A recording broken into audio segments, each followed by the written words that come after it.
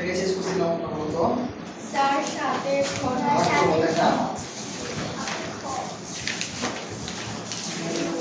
আজকের জমি প্রস্থ করছিলাম তাই না?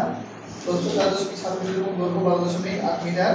জমির ক্ষেত্রফল নির্ণয় করো। তাহলে কোন শ্রেণী আমরা হচ্ছে পঞ্চম শ্রেণী। দেখো পঞ্চম শ্রেণী পৃষ্ঠা কত থাকবো 87 পৃষ্ঠা অধ্যায় সাথে কি আছে বলতো না সাথে অঙ্কের নাম্বার কত 6 নম্বর তুমি তাহলে বিচার করো বসো। তো দেখো এখানে প্রশ্ন কি বলছে আয়তাকার জমির প্রস্থ কত দেওয়া আছে 4.75 মিটার, দৈর্ঘ্য কত দেওয়া আছে 12.8 মিটার। তাহলে জমির ক্ষেত্রফল নির্ণয় করতে বলছে।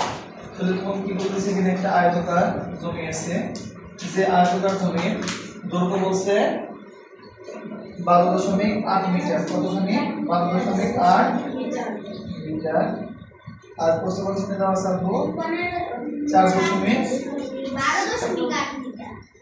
ওটা বলছি স্যার দৈর্ঘ্য দেওয়া আছে 12.8 মিটার আর প্রস্থ দেওয়া আছে 4.75 মিটার, 4.75 মিটার। আর বুঝতে পারছি ওটা হচ্ছে কি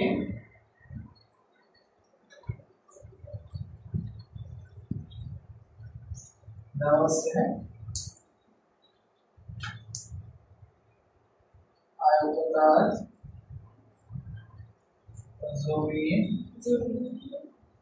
দৈর্ঘ্য 12.8 মিটার, কত আছে 4.8 মিটার। আয়তাকার জমির প্রস্থ কত দেওয়া আছে বললাম 4.75 মিটার, কত দেওয়া আছে 4.75 মিটার। আচ্ছা আয়তাকার ক্ষেত্রের ক্ষেত্রফল নির্ণয় সূত্র আমরা জানি, তো আয়তাকার ক্ষেত্রের ক্ষেত্রফল নির্ণয় সূত্র আমরা জানি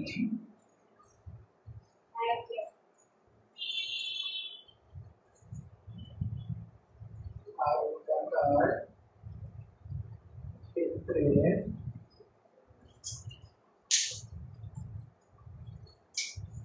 ক্ষেত্রফল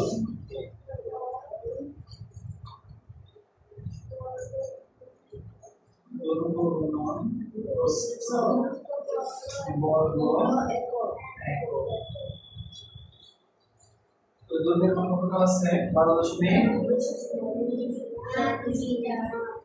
আর গুণন কত 4.75 বর্গ মিটার।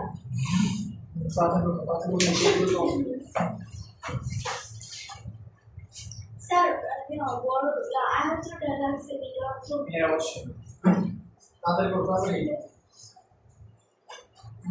প্লিজ সময় নিয়ে এগুলা ক্লিক করো।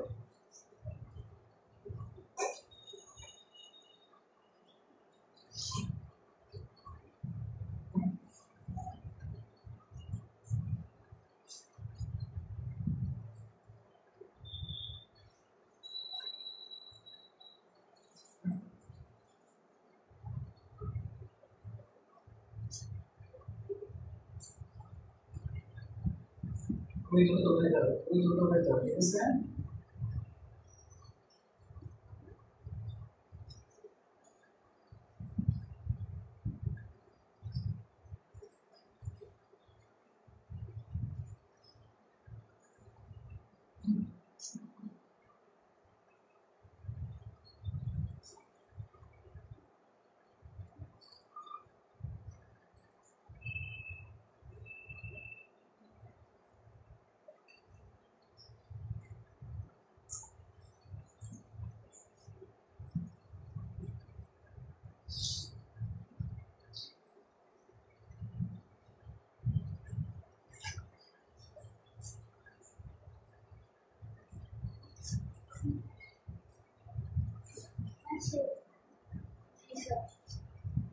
এসেছে খেয়াল করতে হবে আমাকে কি করতে হবে গুণ করতে হবে তো গুণ করার সময় আমি বলছিলাম যে তুমি যে কোনো ভাবে গুণ করতে পারো এটাকে আর উপরেও লিখতে পারবা আবার এটাকে কোথাও লিখতে পারবো যে কোনোটাকে তুমি লিখতে পারো উপরে লিখতে পারো আমি তো তোমরা ভুল করবো কোন জায়গায় এই পর্যন্ত তোমরা ভুল করবো না ভুল করবো এসে ক্যালকুলেশন করছো তো দেখুন করবা ক্যালকুলেশন করছো আর এখানে কত আছে 4.75 গুণ করো 5 * 40 এর 0 থাকে 4 5 × 10 আর 4 এ 17 4 এটা থাকে 1 5 × 5 রেখে 6 আর 7 * 56 6 এটা থাকে 5 4 × 14 আর 5 এ 19 এটা থাকে 1 7 কে 7 রেখে 8 কয়টা শূন্য বসবে এবার 2টা 4 * 32 এর 2 হাতে থেকে 3 4 × 8 আর 3 11 হাতে থেকে 1 4 কে 4 রেখে 5 শূন্য 4 * 10 এর 0 হাতে থেকে 1 2 রেখে 3 3 আর 9 12 12 আর 6 18 18 হাতে থেকে 1 আর 1 রেখে 2 2 এর কাটে 10 10 এর 0 হাতে থেকে 1 5 রেখে 6 কয় ভাগ দশমিক 2 ভাগ দশমিক এখানে কয় ভাগ দশমিক 1 ভাগ তাহলে সর্বমোট কয় ভাগ দশমিক 1 2 3 এই 3 ভাগ দশমিক তাহলে কি বোঝাতে পারছি লামের কত পাইলাম বলতো 60.8 তারপরে দেখো এই পরে যে দুটো শূন্য আছে এটা দিলেও চলবে না দিলেও চলবে না দিলেও চলবে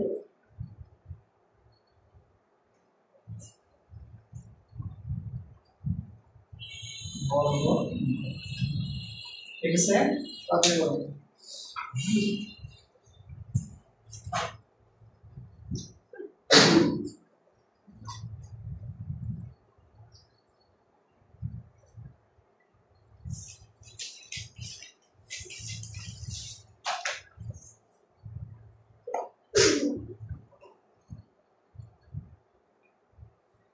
না বুঝে মেয়ে তুমি পড়াশোনা করতে লাগছে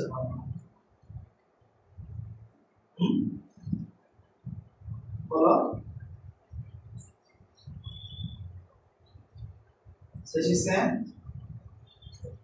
জি স্যার দেখো পরে আরম্ভ করো তুমি রাত পেয়েছো রাত পেয়েছো কেন ওঠো না কেন তুমি রাত ওঠো না কেন রাত ওঠো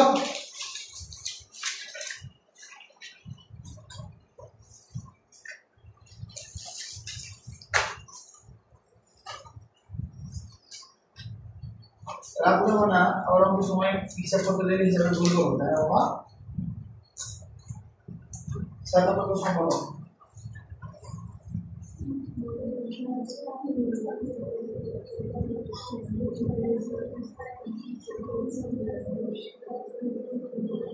খারাপ এমন করলো কেন তুমি এমন করলো কেন তোমাদের দেখো আপনি করো রেজাল্ট কত 37.5 কেজি রেজাল্ট কত দেওয়া আছে ওই তার ছোট ভাই এবং বাবার ওজন কত রেজাল্টে ওজন আছে তার চেয়ে তার ছোট ভাইয়ের ওজন কত গুণ 0.8 আর তার বাবার ওজন কত গুণ করবো 1.6 তার রেজাল্ট ছোট ভাইয়ের ওজন 0.8 রেজাল্ট বাবার ওজন 1.6 এক প্রশ্নটা দুই বার করো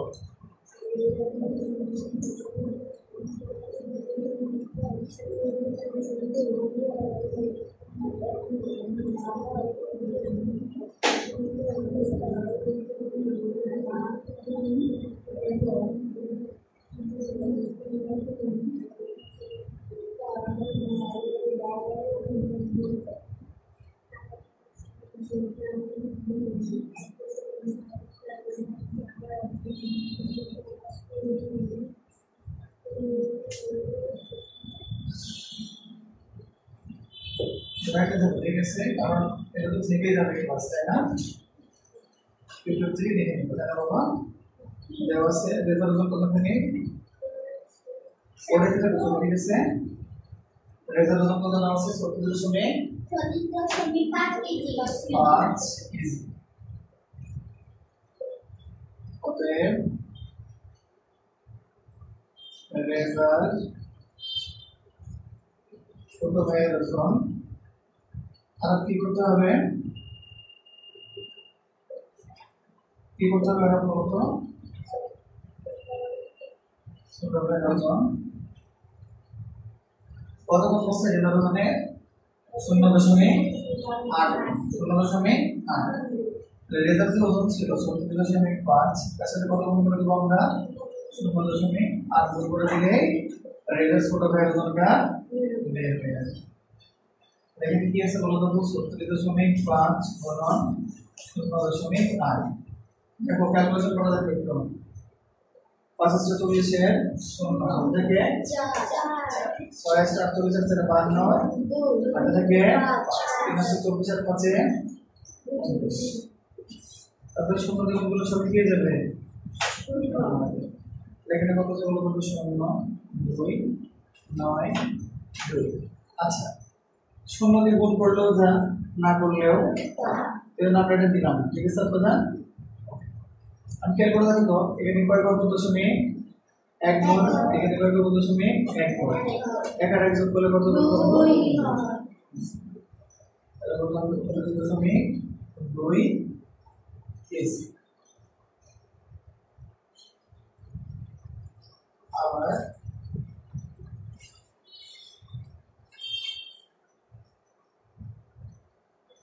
রেজার ওজন 34.5 কেজি। রেজার